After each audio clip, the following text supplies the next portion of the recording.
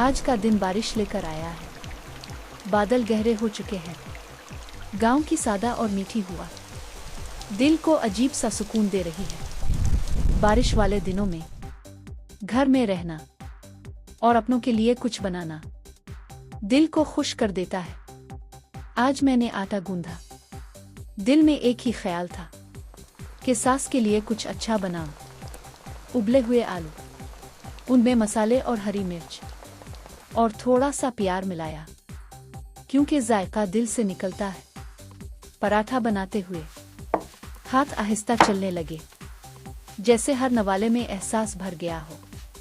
جب پراٹھا توے پر پوڑا، مکھن پگھلا اور خوشبو پورے گھر میں پھیل گئی۔